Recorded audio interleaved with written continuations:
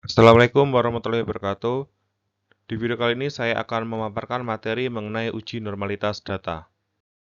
Uji normalitas ya ini suatu pengujian yang perlu dilakukan oleh seseorang peneliti sebelum melakukan analisis data. Jadi kita harus tahu lebih dahulu apakah data yang kita gunakan itu normal atau tidak.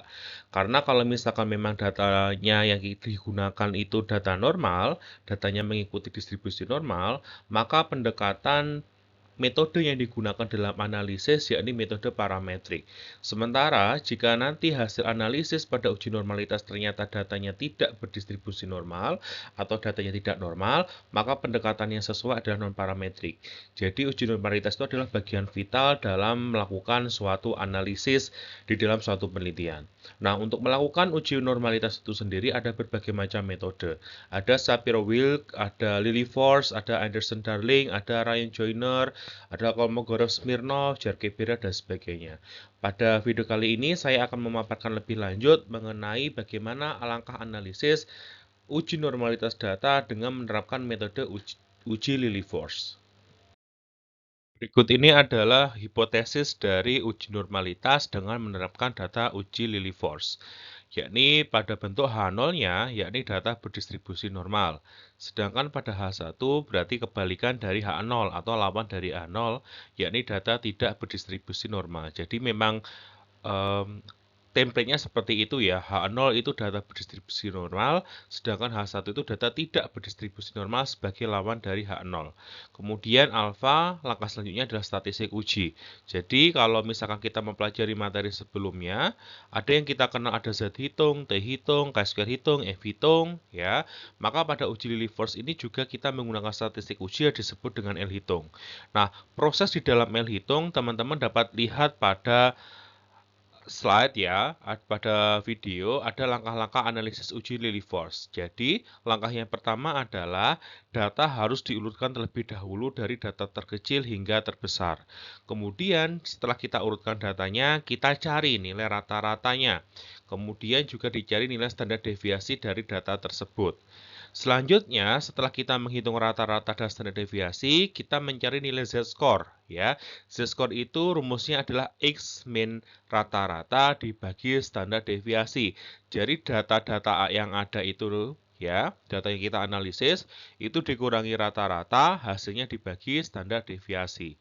Ya, kemudian langkah selanjutnya setelah kita mencari Z-score, kita mencari nilai peluang pada distribusi normal yang disimpulkan dengan FZI. Untuk mencarinya, dapat teman-teman lihat pada tabel distribusi normal baku. Kemudian langkah selanjutnya adalah kita mencari nilai proporsi ya, SZI, di mana SZI ini diukur dari urutan sampel dibagi dengan banyaknya sampel atau data yang dianalisis. Selanjutnya adalah kita mencari nilai selisih antara FZI dengan NZI yang kemudian kita mutlakkan dari selisihnya. Nah, nilai Lilliefors hitung atau yang disimpulkan di situ saya tuliskan ada L0, ada L hitung, itu sama saja. Itu dilihat dari nilai selisih antara F dan S yang memiliki atau hasilnya itu paling besar. Kemudian nanti dari hasil yang sudah kita dapatkan, dari selisihnya yang sudah dimutlakkan, yakni L hitungnya nanti dibandingkan dengan Lilliefors tabel. Kemudian nanti dari itu nanti dapat kita simpulkan apakah datanya itu berdistribusi normal atau datanya tidak berdistribusi normal. Ya, kalau misalkan nanti di hasil analisisnya ternyata L hitung itu lebih dari L tabel, ya, maka nanti dapat dikatakan bahwa dia berdistribusi normal. Pun sebaliknya, jika L hitungnya ternyata kurang dari L tabel, ya, Lilliefors tabel, maka nanti hasilnya adalah data tidak berdistribusi normal. Nah, ini adalah contoh soal bagaimana cara kita melakukan uji normalitas data ya. Datanya ada sekian yaitu jumlahnya ya, ada sekitar 12 data, di mana data mentahnya itu dari bagian atas, kemudian kita lakukan analisis Lilliefors. Jadi kita tuliskan dulu H0. H0 data berdistribusi normal, H1 data tidak berdistribusi normal. Jadi template-nya memang seperti itu default-nya, atau penulisan pada bentuk hipotesisnya dapat teman-teman tuliskan seperti itu. Alfa 5%, baru bawahnya adalah statistik uji. Di situ ada kolom X awal, X, Z-score, FZI, SZI sama FZI dikurangi SZI. Nah, di data awal, X awal, pada kolom X awal itu adalah data mentah kita. 47, 57, 53, dan sampai yang terakhir. Kemudian sebelahnya ada kolom X. Kolom X itu adalah data yang sudah diurutkan dari yang terkecil. Data yang terkecil adalah 45. Kemudian diikuti 46, 47, sampai data yang paling besar adalah 57. Nah, tahap selanjutnya adalah kita mencari Z-score. Z-score itu sendiri diperoleh dari rumus yang saya paparkan di penjelasan sebelumnya, yakni X dikurangi rata-rata dibagi dengan standar deviasi. Jadi data X ya, data awal kita itu tadi, kita cari rata-ratanya, kemudian kita cari standar deviasi dengan menggunakan rumus rata-rata dan standar deviasi dari data sampel. Ya, dari X yang ada, data yang ada, dicari rata-rata, ketemulah nilai rata-rata X barnya 51,33. Sementara nilai standar deviasi atau simpangan baku diperoleh nilai 4,459. Dari kedua nilai tersebut, maka dapat kita cari nilai Z-score-nya. Ya, maka di data paling awal diperoleh angka min 1,42. Dasarnya dari mana? Hitungannya dari mana? Min 1,42 itu dihitung dari 45 dikurangi 51,33, hasilnya dibagi 4,459.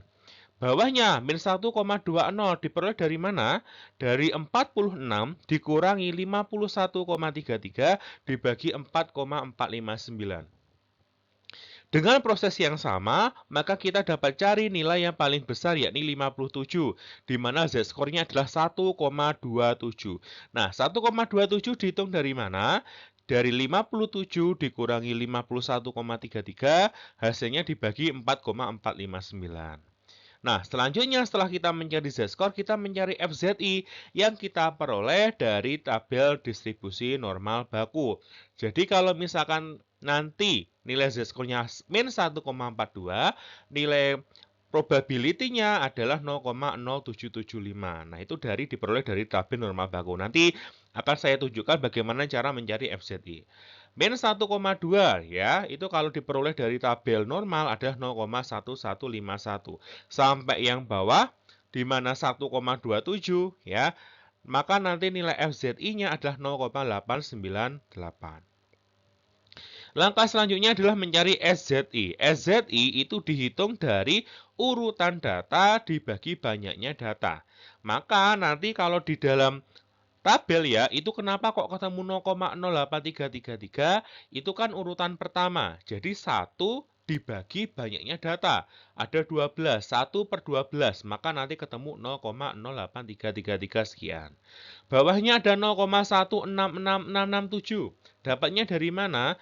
Itu urutan data keberapa? Data yang kedua kan? Maka 2 dibagi 12, nanti hasilnya adalah 0,16667. Bawahnya lagi ada 0,25 urutan data ketiga, dibagi 12, artinya adalah seperempat, hasilnya adalah 0,25. Sampai yang terakhir, yakni nilainya 1, itu dari mana? 1 itu adalah urutan data terakhir, yakni 12, dibagi banyaknya data ada 12, maka nilainya adalah 1. Langkah selanjutnya, kita mencari kolom FZI dikurangi SZI yang sudah dimutlakkan. Maka nanti yang atas ketemu 0,005833 itu adalah dihitung dari 0,0775 dikurangi 0,08333 yang sudah dimutlakkan sehingga ketemulah 0,005833. Bawahnya ada 0,051 sekian. Diperoleh dari mutlak dari 0,115 dikurangi 0,16667. Sampai data yang paling terakhir ketemu 0,102 diperoleh dari 0,89 dikurangi 1, kemudian hasilnya dimutlakkan, ketemulah 0,102. Dari perhitungan FZI dikurangi SZI yang sudah dimutlakkan, diperoleh bahwa nilai terbesar selisih antara F dengan S itu sebesar 0,1179 sebagai nilai terbesar. Sehingga L hitung yang kita gunakan, statistik ujinya adalah 0,1179 sebagai nilai yang paling besar. Ya, nah selanjutnya kita perhatikan L hitung ketemu 0,1779. 1179. Maaf. L hitung kemudian dibandingkan dengan L tabel. L hitung di situ ketemu 0,1179, kemudian L tabelnya ketemu 0,242. Nah, 0,242 dari mana? Itu nanti akan saya jelaskan pada materi selanjutnya, ya. Nanti silahkan terus disimak. Maka nanti hasil yang dapat kita peroleh adalah terima H0 karena L hitungnya kurang dari L tabel. Di mana kesimpulan terima H0 yang berarti dengan taraf signifikasi 5%, maka data tersebut berdistribusi normal. Dari uraian mengenai contoh soal sebelumnya, cara mencari nilai FZI atau probability nilai Z ya, itu dilihat dari tabel normal. Jadi yang sudah teman-teman lihat itu adalah tabel distribusi normal. Jadi kalau misalkan nilainya adalah min 1,42, maka nanti kita cari dulu pada kolom sebelah kiri sendiri ya, min 1,42 itu kalau kita pecah menjadi min 1,4 sama 0,02. Kalau misalkan min 1,20 berarti nanti dapat kita lihat dari min 1,2 sama 0,00. Ya, maka kita teman-teman bisa lihat di dalam contohnya. Kalau min 1,42, maka kita lihat sisi sebelah kiri sendiri min 1,4, yang baris atas sendiri yang bentuknya horizontal itu ditulis titik 02 atau artinya 0,02, maka titik temunya adalah 0,0775 seperti itu. Kalau misalkan bawahnya lagi ada 0,1151, maka itu diperoleh dari min 1,2 yang ada di bawahnya. Ya, tarik ke kanan, kemudian lurus 0,000, ketemulah min 0,1151. Jadi seperti itu cara melihat nilai FZI. Berdasarkan hasil analisis sebelumnya yang dapat kita lihat bahwa nilai L tabel itu tadi adalah 0,242. Nah, bagaimana cara mencari 0,242? Nah, ini di sampingnya adalah mengenai tabel nilai kritis untuk uji Lillie force ya atau L tabel. Yang teman-teman perhatikan di sini silahkan dilihat dari nilai taraf nyatanya ya. Di taraf nyata ada 0,01, 0,05, 0,10, 0,15 dan 0,2. Kemudian berdasarkan contoh soal yang tadi, nilai alfa yang kita gunakan adalah 0,05. Kemudian sebelah kiri itu ada kolom ukuran sampel. Nah, tadi di contoh soalnya nilai ukuran sampelnya sebesar 12. Kemudian kita tarik ke bawah dari 0,05, titik temu dengan nilai N sebesar 12 adalah 0,242.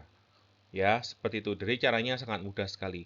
Nah, kalau misalkan nanti teman-teman dalam suatu proses analisis nilai N-nya lebih dari 30, teman-teman bisa menggunakan rumus yang bawah sendiri ya. Di situ ada keterangan misalkan kalau 0,05 L tabelnya di situ keterangannya adalah 0,886 dibagi akar N.